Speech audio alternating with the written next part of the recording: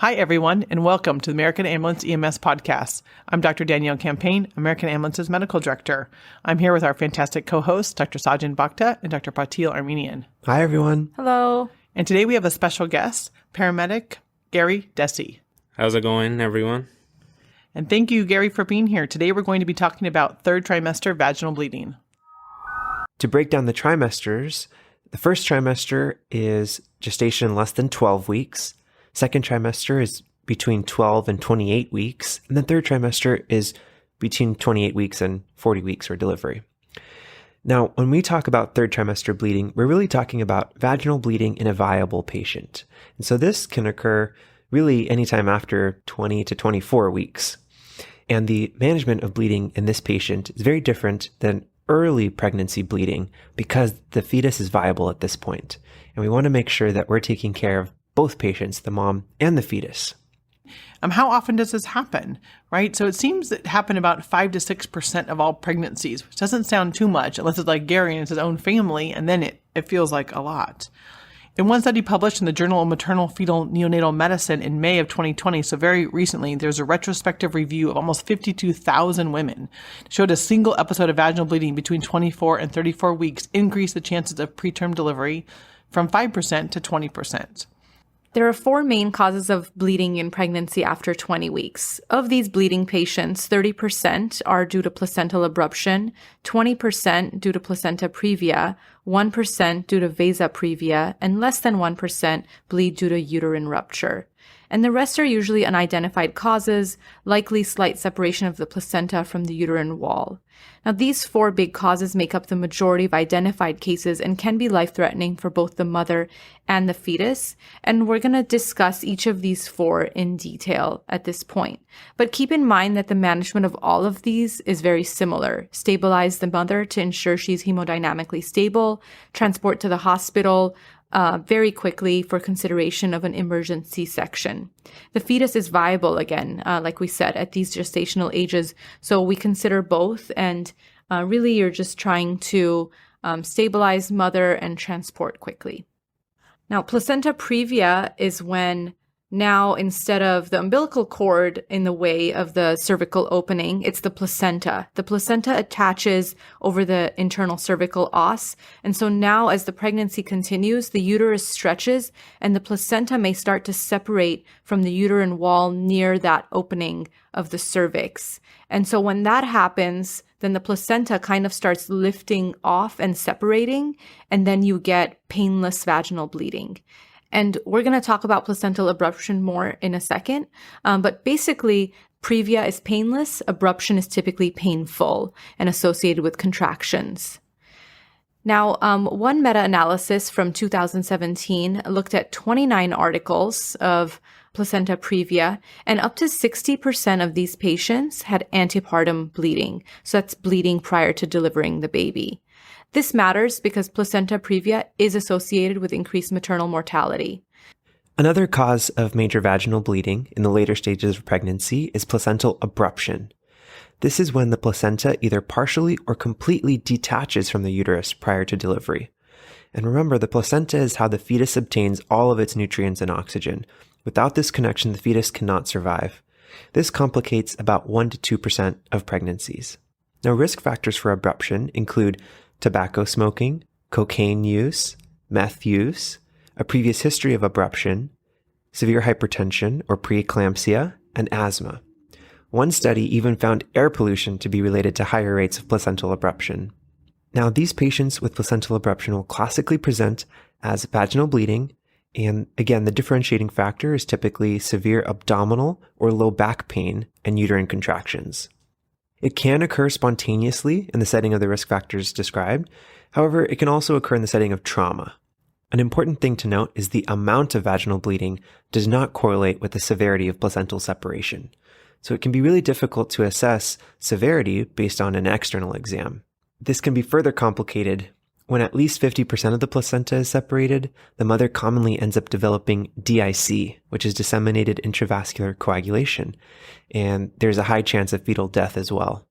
If the patient is monitored and delivers without significant complication, it should still be noted for future pregnancies patients with a history of abruption are 10 to 15 times more likely than a woman who has never had abruption to develop abruption with subsequent pregnancies. So just to reiterate, placental abruption, we typically differentiate from placenta previa based on the fact that it's painful, associated with uterine contractions, and can be severe and life-threatening for both mom and baby. And that brings us back to Gary's case. Like, she had the low back pain and then she had the vaginal bleeding. So definitely kind of fits with the abruption model. I think the back pain kind of confuses us all because you wouldn't affiliate that with this. But remember, women contract in different spots. So some women have abdominal contractions and some women have contractions in the back. So I think she was feeling it in her back. And so that was a pretty significant thing. And it's good she listened to that pain and was like, something's wrong. I got to go into the hospital. So let's talk about the final potential cause of bleeding. And this is the one we kind of dread the most. And this is uterine rupture. So this occurs when the uterus stretches and tears into the abdomen. It can occur in the setting of trauma. It can occur during labor because of intrauterine infections, multiple gestations, and more commonly in a woman with a history of a uterine surgery, like having a C-section or had a surgery to remove fibroids. So these women, so what's happening is they have a surgical scar on their uterus. So they have an area of that muscle that is not as normal as the other muscle. And then they're going to go into labor with this baby. And so the labor puts a lot of force on it. So these women are going to present with diffuse abdominal pain. They can also be peritoneal. The uterus won't feel like its normal self when you examine them. It'll kind of feel like loss of tone, like kind of boggy. They will have vaginal bleeding. They'll be in shock. They'll look very, very ill. And when complete rupture occurs, this is an immediate life threat, right? The uterus has ruptured, the patient will be in shock, the baby will be in shock. So pre-hospitally, this is a very challenging situation. But most of the time, when I've seen this or heard about cases of this, it's they're already in labor and then the uterus ruptures during labor. Remember, during labor, sometimes they're getting Pitocin or other adjunct medicines. They're putting extra pressure on the uterus to increase contractions, and then that scar kind of ruptures open.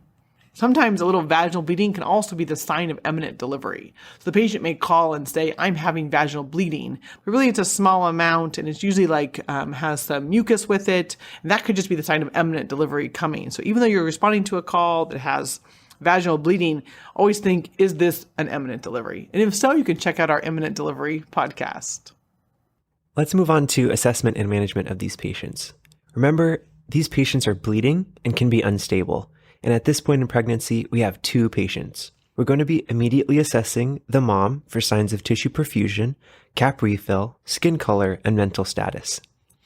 In our pre-hospital system, we don't have equipment necessary to perform fetal monitoring. However, you should consider this if you have access. Establish large bore IVs and start fluid resuscitation for the patient in shock.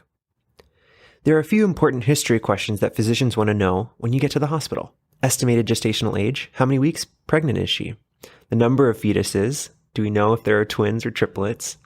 Complications with this pregnancy or previous pregnancies. Again, history of abruption or preterm delivery predisposes future pregnancies for the same. Can you quantify the bleeding? How much blood was there on scene? And of course, any personal history of bleeding disorders can be really important.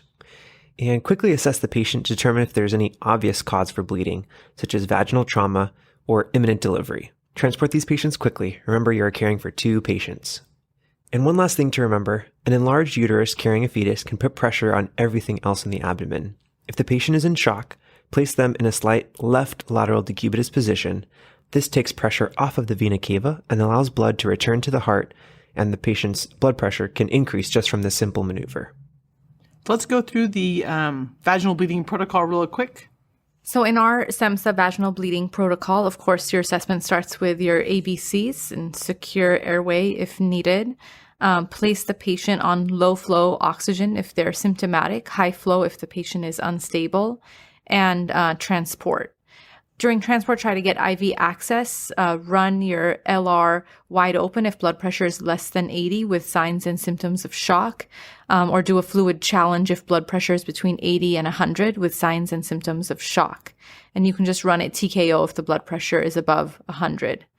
Now, if the patient is pregnant and beyond the first trimester and has signs and symptoms of shock, then we recommend to place the patient on their left side.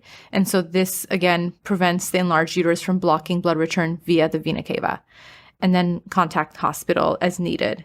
Now, just a little caveat is that, as we said, don't delay transport. But also, if there is tissue that has been passed, place it in a plastic bag and bring it with you to the emergency department. Let's go through some take-home points. What do we want people to remember about third trimester vaginal bleeding? Sajin. Remember that the amount of vaginal bleeding externally doesn't correlate to what's going on inside of the uterus. So take all of these patients seriously. It can be life-threatening for the baby and the mom. Patil. Remember to treat mom to help treat the baby. That's the only way you can help treat the fetus, is to treat mom with IV fluids, oxygen, and a quick transport.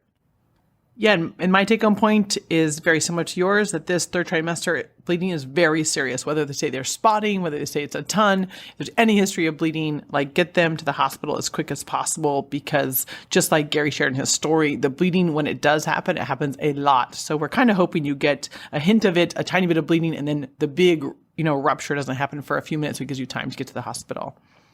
So today we're going to talk about two of the most concerning hypertensive disorders of pregnancy, preeclampsia and eclampsia. Now, there's this general term, hypertensive disorders of pregnancy, which has a few things under its umbrella that include chronic hypertension, gestational hypertension, preeclampsia, preeclampsia with severe features, and eclampsia. It's really helpful to think of them all together on a spectrum of less to most severe, because they're all related to high blood pressure, and it just shows you that high blood pressure matters and is really important, especially in pregnancy. 7% of all maternal deaths are thought to be due to a hypertensive disorder of pregnancy, and most of these are going to be preeclampsia and eclampsia. That being said, the general rate of preeclampsia and eclampsia is very low, but it's important to recognize them because they have huge short and long-term implications. Short-term, meaning on the immediate health of the pregnant patient and fetus, and long-term in that the mother may actually have long-term health effects well after childbirth. So let's quickly define the terms in a very general way. Preeclampsia is hypertension plus protein in the urine. Eclampsia is preeclampsia plus the presence of seizures. They are both life-threatening for both mother and fetus. And I think it's important to remember that a patient can have hypertension even before they become pregnant. And that is the term chronic hypertension, when you have a high blood pressure before 20 weeks of gestational age. And that's treated a little bit differently. Again, we're very focused on the numbers, but typically that does not come with preeclampsia or eclampsia, but they can be at higher risk for developing preeclampsia and eclampsia. Exactly. So definitely something to watch out for. So Sajin, why don't you walk us through some of these definitions so we know exactly what we're talking about? Sure. So as I just mentioned, chronic hypertension is high blood pressure, and that is defined as a systolic blood pressure greater than or equal to 140 or a diastolic blood pressure greater than or equal to 90. Now, chronic hypertension is before 20 weeks gestation. When we start to get into the gestational hypertensive disorders, these are diagnosed after 20 weeks of gestation. If the patient has no pre-existing history of high blood pressure, but after 20 weeks they start to get high blood pressure, and that's when we start to come into these definitions. So the term gestational hypertension is, again, blood pressure greater than or equal to 140/90, at least more than 4 hours apart after 20 weeks of gestation. If they don't have any abnormal labs and they have no signs or symptoms, that's called gestational hypertension. Then we have preeclampsia without severe features. This is when they have high blood pressure, but they also have proteinuria. And that's at least 300 milligrams of protein in the urine in 24 hours, or a protein creatinine ratio of greater than or equal to 0.3. Usually do not have any symptoms at this point, and so that is preeclampsia without severe features. Preeclampsia with severe features is that same blood pressure cutoff with symptoms, and those symptoms can be intractable headaches, persistent vision changes, severe right upper quadrant pain, or pulmonary edema. Or the patient can have blood pressure that's even higher than those numbers we talked about earlier. They can have a blood pressure greater than or equal to 160/110. Now, there are risk factors for developing preeclampsia, and it's really a long list, but I think it's important to know these risk factors. So the first is if somebody has a history of preeclampsia. So that's going to predispose future pregnancies to preeclampsia. If it's a multifetal gestation, so if it's like a twin or triplet pregnancy, if the patient already has chronic hypertension to begin with, just like Sajjan said, if there's pregestational diabetes, kidney disease, autoimmune disease such as lupus. And then as far as moderate risk factors, so these are ones that are not as strongly associated, but still important to think about, are nulliparity. So if this is their first pregnancy, obesity, a family history of preeclampsia, greater than 35 years of age, personal history of low birth weight or previous adverse pregnancy outcomes, more than 10 years between pregnancies. That one I didn't know until I did the research for this topic, and IVF or in vitro fertilization. So when we're assessing patients with possible preeclampsia, they may present with hypertension alone, as well as being pregnant. Again, remember our definition really relies on 20 weeks or more gestational age. So this is going to be a third trimester complication. And they might have some other symptoms: headache, right upper quadrant pain, vision changes, like we described earlier, lower extremity edema, difficulty breathing. The most common severe immediate complication is actually pulmonary edema in preeclampsia. Now, in the case of eclampsia, they will have just had a seizure or maybe start seizing while you're caring for them, while you're en route to your destination. Any third trimester pregnant patient who is having a seizure should be taken seriously and just assume it's eclampsia until proven otherwise, especially if you don't have a good history on the patient. And then also, any woman who you are assessing for seizures, I would ask if they're pregnant, because sometimes they might not offer up that information to you quickly. I've had that happen a lot where I'm assessing a patient and then 10 minutes later, they're like, oh, by the way, I'm 32 weeks pregnant. And you're like, okay, could you lead with that headline, please? Because that will change how we assess them. So always ask about pregnancy in a seizing woman of childbearing age. Okay, and then in your assessment, also just make sure that you're checking a blood pressure. And if your blood pressure seems ridiculously high for a young woman, repeat it again. And if it's still high, take that number seriously and report it. So in our system, I was looking up both the protocol for seizure itself, but also looking at our drug box. And the magnesium sulfate medication protocol mentions eclampsia, otherwise known as seizures plus preeclampsia. If they're in late pregnancy with hypertension, you can also use midazolam to stop the seizure prior to giving magnesium. So in the case we were talking about at the start of this episode with the young pregnant woman who was having a seizure, your step would be first to give midazolam, second to give magnesium. Magnesium is very interesting because it's a smooth muscle dilator, so it will actually counteract the placental ischemia. That's the problem here. And just give mag. The range until you get toxic with magnesium is very high. So it's actually a very safe and well-tolerated medication. Sajjan, why don't you lead us through the seizure protocol? Because this is really where eclampsia falls. And again, this is for our SEMSA system, and this will differ according to what system you're working in. Right. So as with any protocol, we're going to start with our ABCs. Again, with the seizing patient, it's very important to adequately position the airway, perform basic airway maneuvers, suction, if you need to insert a pharyngeal airway or an advanced airway if indicated.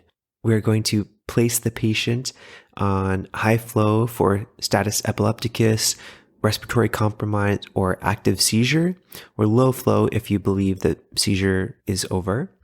We're going to monitor their cardiac rhythm and treat the rhythm if appropriate. Then we're moving on to our medications. Again, you don't need IV access for midazolam in our system. So you can give intranasal midazolam, which is 0.1 milligrams per kilogram with a maximum of 4 milligrams. You administer half in each nostril using the mucosal atomizer device. You can also give intramuscular midazolam, 0.1 milligrams per kilogram if no IV access. And then if you are able to get an IV, if the seizure continues, you can administer 0.05 milligrams per kilogram, slow IV push over 2 minutes with a maximum of 2 milligrams. and you can repeat that once in 10 minutes. And so usually easy to remember the 0.1 milligram per kilogram dose for intranasal and intramuscular use, and then you would cut that in half for the IV dose. Of course, with any altered mental status and seizing patient, we're going to check an AccuCheck, and we're going to document the value on the PCR and the GCS at the time of the fingerstick, and give dextrose if necessary, and give glucagon if necessary. Next in our protocol is magnesium sulfate, which is 5 grams in 250 milliliters, which should be given over 20 minutes. This is given after midazolam to stop the seizure if latent pregnancy and hypertension, or if latent pregnancy with no prior history of seizure disorder. We treat them as if we are diagnosing them with eclampsia, even if we don't have a diagnosis. If they're latent pregnancy with no prior history of seizures, we're going to go ahead and give them magnesium. And then we're going to transport, minimize on-scene time, stat transport if the patient is unstable. And then we're going to contact the base hospital if you need additional doses of medications. I mean, this is one of those where if you have somebody who's in third trimester of pregnancy and they're having a seizure and you just gave magnesium, it's a definite call in as a stat patient to the hospital you're transporting to so that everybody can get ready for this patient.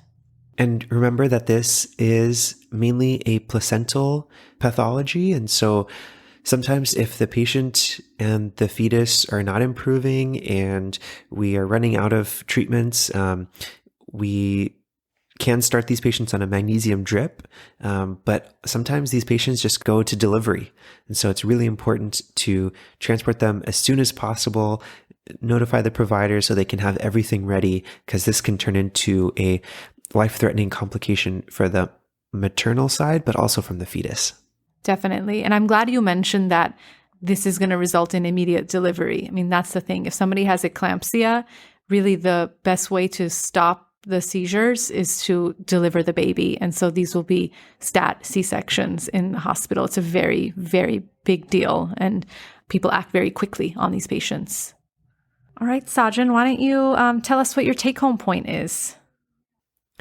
So remember, in all females of childbearing age, check a blood pressure. High blood pressures in pregnant patients are a big deal because it means preeclampsia and other severe complications. And then once you have somebody in their third trimester of pregnancy and they have a seizure, just think about eclampsia until proven otherwise, and give MAG for all pregnant patients with seizure for possible eclampsia. And even if they look really pregnant to you and they don't know they're pregnant and they're seizing, sometimes they are, and just give MAG. That amount of MAG isn't going to hurt anybody. Thank you. Thanks, everyone.